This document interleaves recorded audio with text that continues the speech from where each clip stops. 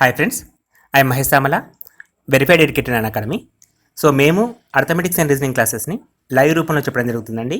So ఈ classes వినడం కోసం అన్ అకాడమీ ప్లస్ సబ్స్క్రిప్షన్ తీసుకునే సందర్భంలో మహేష్ సామల 12 అనే ప్రోమో కోడ్ని ఎంటర్ చేయడం ద్వారా ఎక్స్ట్రా 10% డిస్కౌంట్ని పొందగలుగుతారు. అండ్ ఈ లింక్ని డిస్క్రిప్షన్ బాక్స్లో ఇచ్చామండి, please visit. Hi friends, welcome to మన విద్య ఏపీ సచివాలయం jobs 2019. So paper 1 mental ability. So today topic is data interpretation. So ఇప్పుడు మనకి ఏపీ సచివాలయం నుంచి మొత్తం కూడా 3 రకాల జాబ్స్ ఉన్నాయండి, కేటగిరీ 1, కేటగిరీ 2, కేటగిరీ 3. సో ఈ మూడిట్లలో కూడా మెంటల్ ఎబిలిటీ అనేది మేజర్ కాన్సెప్ట్ అండి. ఎందుకంటే మనకి మెంటల్ ఎబిలిటీలో అర్థమెటిక్ నుంచి క్వశ్చన్స్ ఉంటాయి, రీజనింగ్ నుంచి క్వశ్చన్స్ ఉంటాయి. సో సిలబస్లో మెన్షన్ చేశాడు చాలా టాపిక్స్. సో వాటిలో కూడా డేటా ఇంటర్ప్రిటేషన్ అనేది కూడా ఒక one of the major topic అని చెప్పి తీసుకోవచ్చు. అయితే అటువంటి ఇంపార్టెన్స్ ఉన్న డేటా ఇంటర్ప్రిటేషన్ అనే టాపిక్ని ఈ క్లాస్ ద్వారా మనం కంప్లీట్గా డిస్కస్ చేస్తామండి. అండ్ ఇక్కడ డేటా ఇంటర్ప్రిటేషన్ నుంచి అడిగే మోడల్స్ని ఎక్స్ప్లెయిన్ చేయడం జరుగుతుంది. సో క్లాస్ మొత్తం కూడా కంప్లీట్గా వాచ్ చేయండి. అండ్ ఇప్పటివరకు ఎవరైతే మా ఛానల్ని సబ్స్క్రైబ్ చేసుకోలేదో ప్లీజ్ డూ సబ్స్క్రైబ్. అండ్ ఈ వీడియోస్ మీకు నచ్చితే మటుకు మీ ఫ్రెండ్స్ అందరికీ ఫార్వర్డ్ చేయండి. సో కమింగ్ టు క్లాస్ అండి. సో డేటా ఇంటర్ప్రిటేషన్ చెప్పేసి అంటున్నాం కదా. సో డేటా ఇంటర్ప్రిటేషన్ అనగానే క్వశ్చన్స్ ఎన్ని రకాలుగా అడగచ్చు అనేది కూడా ఇక్కడ మనం డిస్కస్ చేస్తాం. సో దానికంటే ముందు ఒక చిన్న ఇన్ఫర్మేషన్ అండి. సో మనకి ఏపీ గ్రామ సచివాలయంకి సంబంధించిన మెగా గ్రాండ్ టెస్ట్ని కండక్ట్ చేస్తున్నామండి. సో ఎస్పెషల్లీ కేటగిరీ 1 కోసం. కేటగిరీ 1లో పేపర్ 1కి సంబంధించి 150 క్వశ్చన్స్ ఉంటాయండి. మోడల్ పేపర్లో 150 నిమిషాలు ఇస్తాం టైము. అండ్ ఇక్కడ నెగిటివ్ మార్కింగ్ కూడా ఉంటుంది 1/4. అంటే ప్రతి 4 తప్పులకు ఒక మార్కు కట్ చేస్తూ నెగిటివ్ మార్కింగ్ కూడా ఉంటుంది. యాస్టేజ్గా నిపుణులతో తయారు చేసిన పేపర్ మీకు ఇవ్వడం జరుగుతుంది. సో ఆ ఎగ్జామ్ లింక్ ఏదైతే ఉందో మన విద్య exams.com అండి, ఇది మా అఫీషియల్ వెబ్సైట్. దీని ద్వారా మీకు ఆన్లైన్ ఎగ్జామ్ కండక్ట్ చేస్తున్నాం.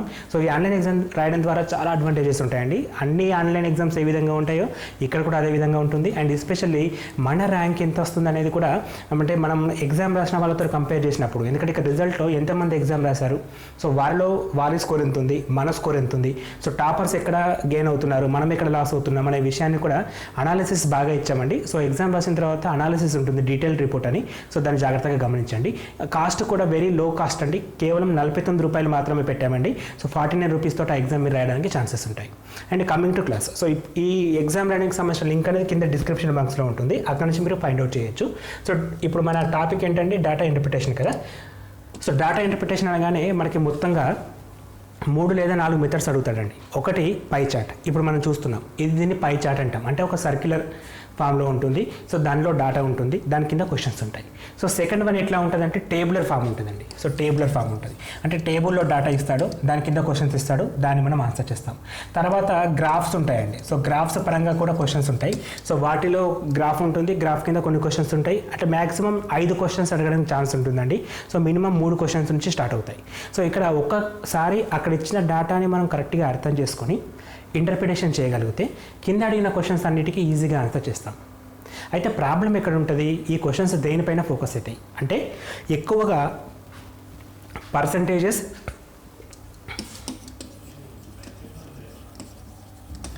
అండ్ యావరేజెస్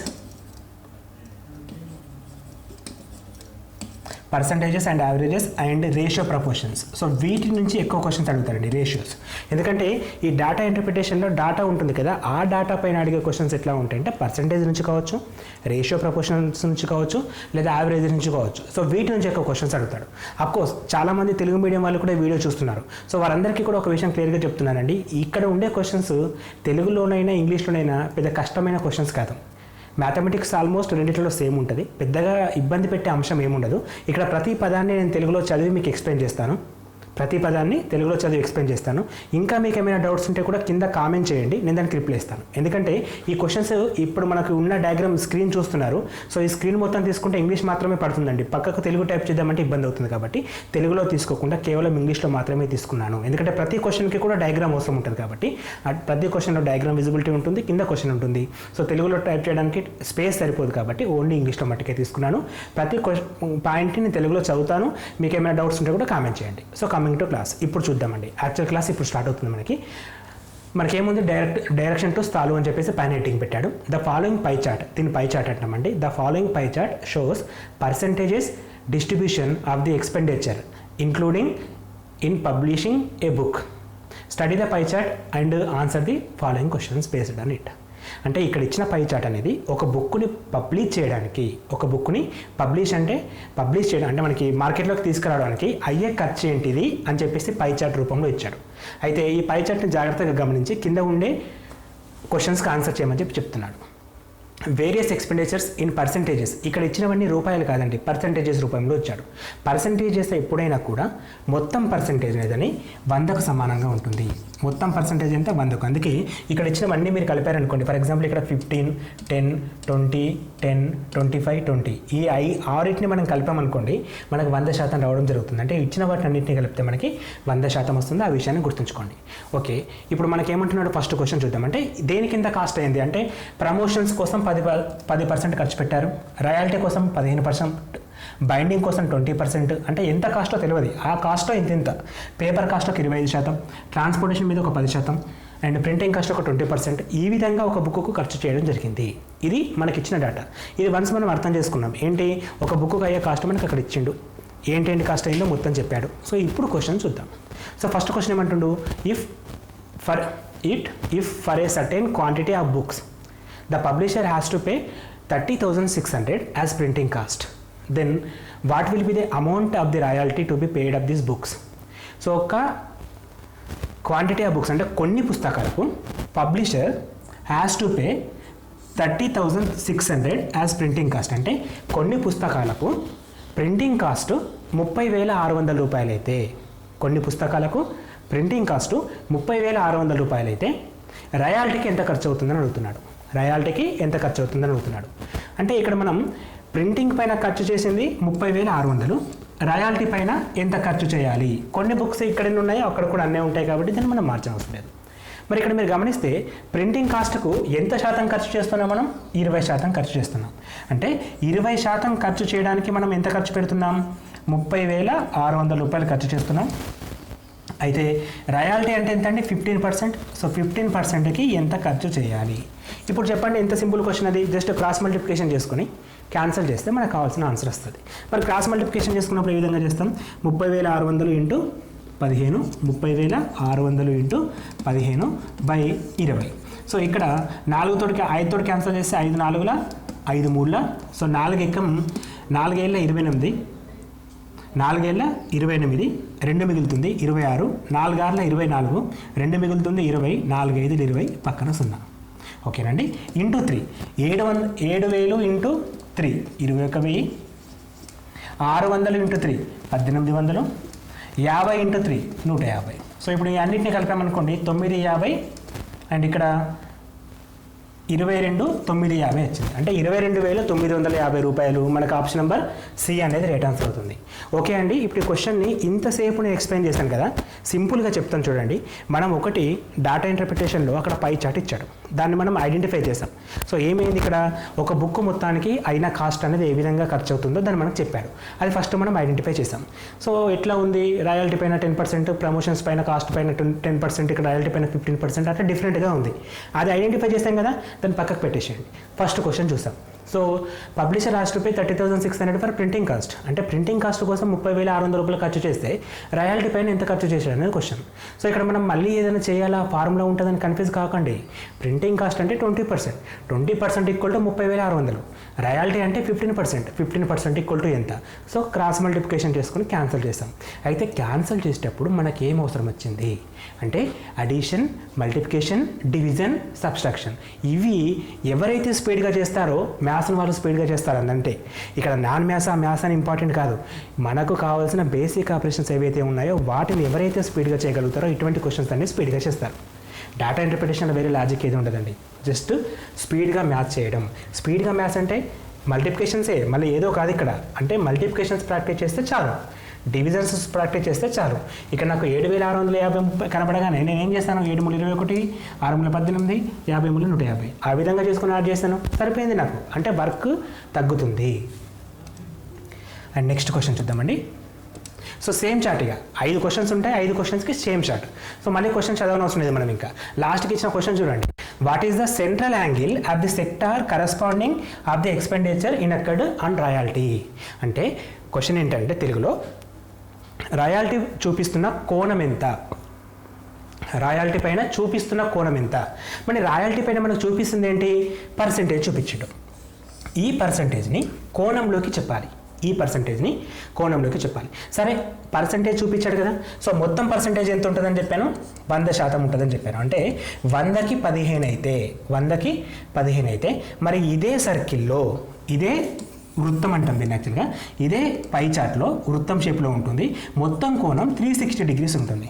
అంటే పర్సెంటేజ్ పరంగా 100 ఉండేది 15కు సమానం అయితే 360 అనే కోణం అనేది ఎంతకు సమానం, సరిపోయింది. ఇంకా మళ్ళీ ఏం కావాలి, cross multiplication, addition, subtraction, division. So cross multiplication చేసినప్పుడు ఏమవుతుంది, 360 × 15 divided by 100. So 0 0 get cancel, 5 2s 5 3s 2 1s 2 18s 18 × 3 54, 18 3s 54. మళ్ళీ ఏమవసరం, tables. So 54 degrees, option number C అనేది మనకి రైట్ ఆన్సర్ అవుతుంది.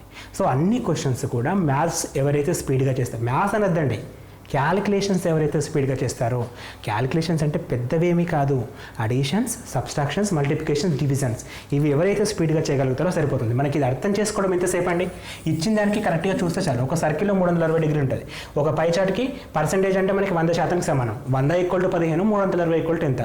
ఈ విషయం ఒక్కసారి అర్థమైతే తర్వాత చేయాల్సింది క్యాలిక్యులేషన్ స్పీడ్గా చేయడం మాత్రమే.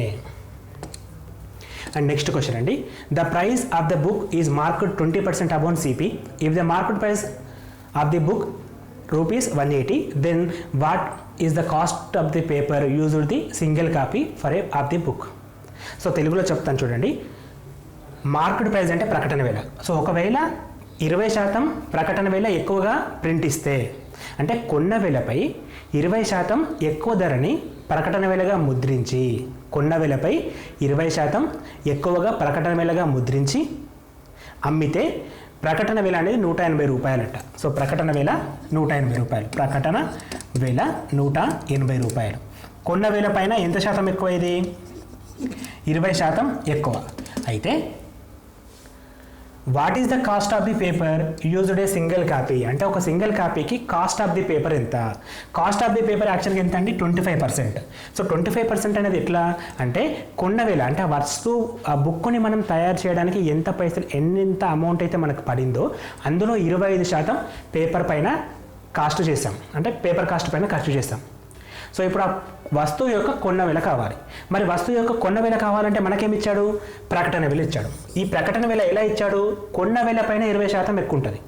కొన్న వేలని మనం 100% అనుకుంటే అప్పుడు ప్రకటన వేల ఏమవుతుందండి, 120% అవుతుంది. సో కొన్న వేల పైన 20% ఎక్కువ అంటే 120%. 120% అనేది 180 రూపాయలు అయితే 100% కొన్న వేల అనేది ఎంత. ఇక్కడ ఫస్ట్ కొన్న వేలని మనం ఎందుకు కనుక్కుంటున్నాం అంటే పేపర్ కాస్ట్ కావాలి, అంటే అదినికి ఎంత కాస్ట్ అయిందో తెలిస్తే, ఆ కాస్ట్ అంటే కొన్న వేల తెలిసినప్పుడు దాంట్లో 20% చేస్తే చాలు. మరి క్రాస్ మల్టిప్లికేషన్ చేసుకుంటే 180 × 100 by 120, 0 0 గెట్ క్యాన్సల్, 6 × 18, 6 × 12, 2 ఎక్కం 2 50, 50 × 3 150 రూపాయలు. అంటే కొన్న వేల ఎంత అండి ఇప్పుడు, 150 రూపాయలు.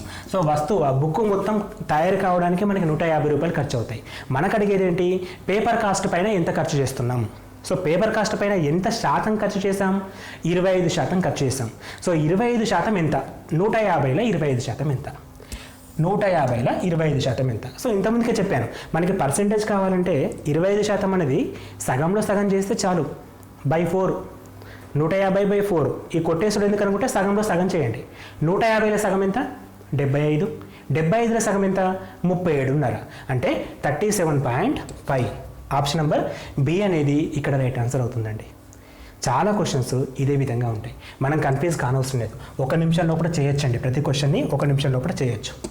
And next question, if 5500 5500 copies are published and transportation cost of the amount 82,500, then what should be the selling price of the book so that the publisher has to earn 25% profit.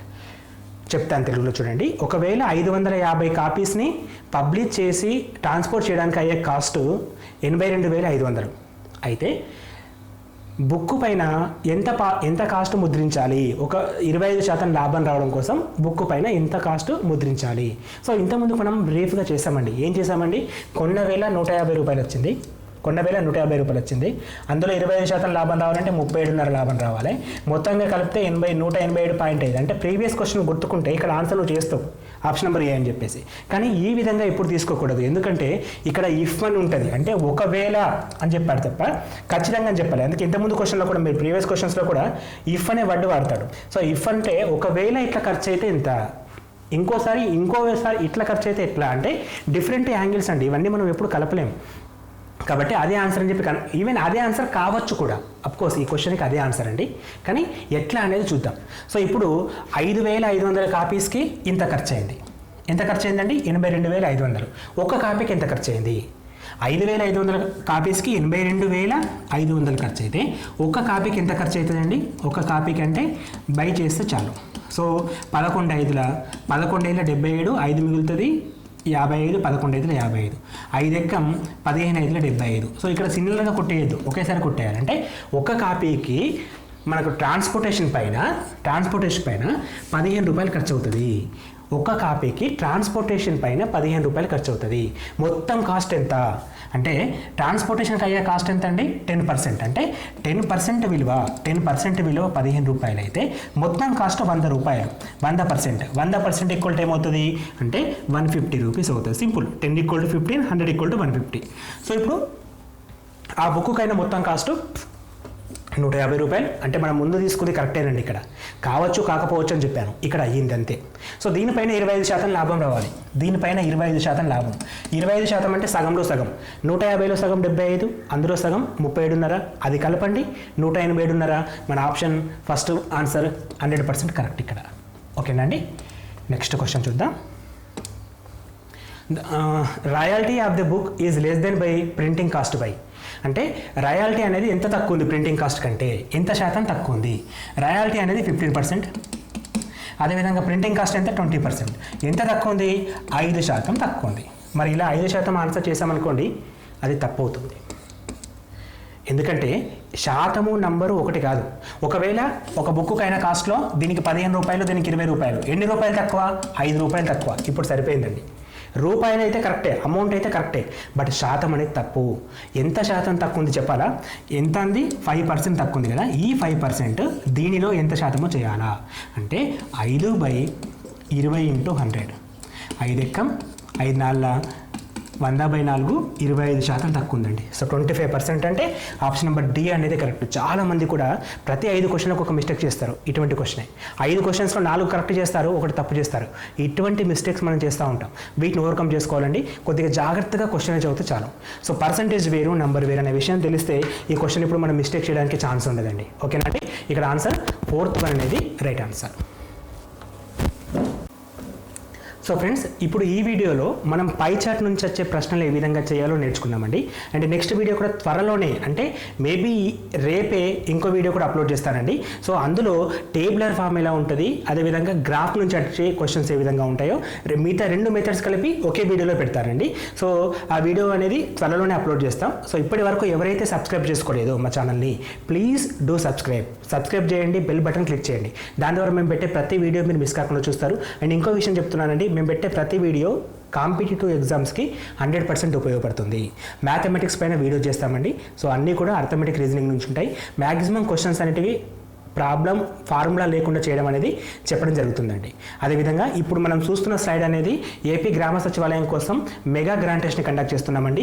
ఈ exam అనేది మీ ప్రిపరేషన్కి 100% వెళ్ళిపోతుందండి. ఎందుకంటే మిగతా వారితో compare చేస్తే మీ marks ఎట్లా వస్తున్నాయనే విషయాన్ని మీరు ఓన్గా తెలుసుకోవచ్చు.